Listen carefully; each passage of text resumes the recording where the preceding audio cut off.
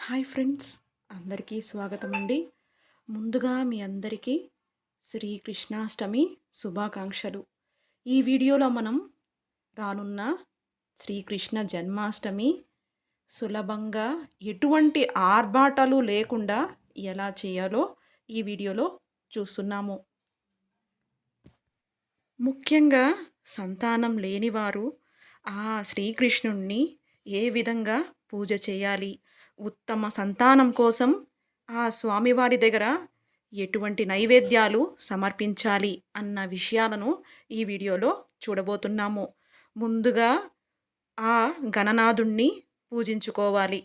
గణనాథుని రూపు లేనటువంటి వారు పసుపుతో చిన్న ప్రతిమను చేసి ఆ విఘ్ననాథుణ్ణి ఎటువంటి ఆటంకాలు లేకుండా ఉండాలి, ఈ పూజ కొనసాగించాలి అని ఆ స్వామివారిని వేడుకొని అక్షింతలు స్వామివారి పైన వేసి బెల్లం ముక్కను ఆ స్వామివారికి నివేదనగా ముందుగా సమర్పించాలి.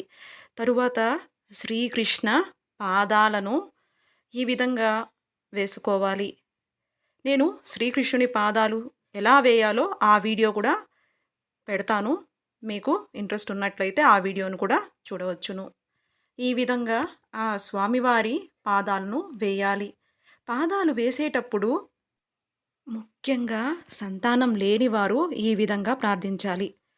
స్వామి, ఇటువంటి ఈ చిన్ని చిన్ని అడుగులు త్వరలో మా ఇంట్లో కూడా వచ్చేటట్టు అనుగ్రహించు తండ్రి అని వేడుకొని ఆ స్వామివారి పాదాలకు నమస్కారం చేసి తదుపరి పూజను ప్రారంభించాలి.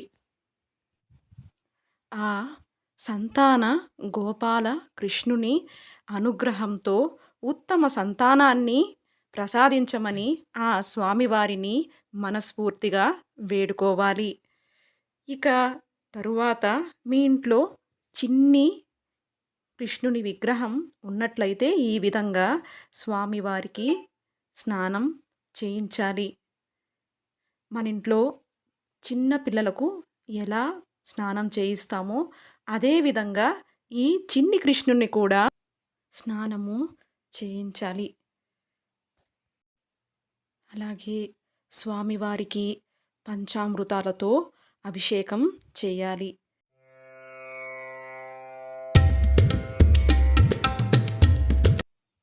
స్వామివారికి ఇలా పాలతో, పెరుగుతో, తేనెతో ఈ విధంగా అభిషేకం చేస్తున్నంతసేపు కూడా ఆ స్వామివారి పైన కీర్తనలు తెలిసినట్లయితే పాడవచ్చు.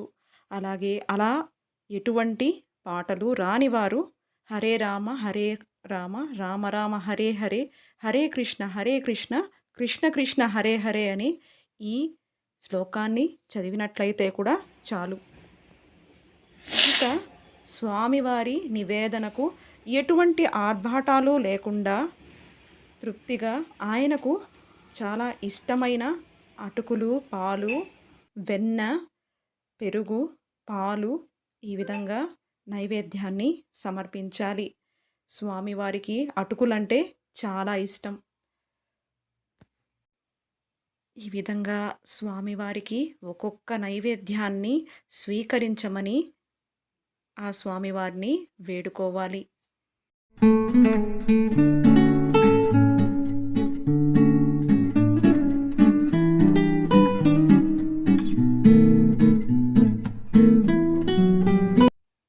ఇక స్వామివారికి మరింత శ్రేష్టమైన తులసీ దళాలతో అష్టోత్తరాన్ని చదువుతూ లేకపోతే 108 సార్లు శ్రీకృష్ణ నామ జపాన్ని స్మరించాలి. స్వామివారిని ఈ విధంగా ఉయ్యాల్లో పడుకోబెట్టి ఊపుతూ ఆ స్వామివారి పాటను కీర్తించాలి. చివరిగా ఆ స్వామివారికి టెంకాయను నివేదించి నాలో ఉన్న అహంకారాన్ని తొలగించి అష్టైశ్వర్యాలు వచ్చేలా ఆ స్వామివారిని ప్రార్థించాలి. తరువాత స్వామివారికి హారతినిచ్చి హారతి పాటను పాడుతూ ఆ స్వామివారిని నిద్రపుచ్చాలి. ఈ వీడియో గనక మీకు నచ్చినట్లయితే లైక్ చేయండి, షేర్ చేయండి, సబ్స్క్రైబ్ చేసుకోండి. మరిన్ని మంచి మంచి వీడియోలతో మళ్ళీ కలుద్దాం. Thank you for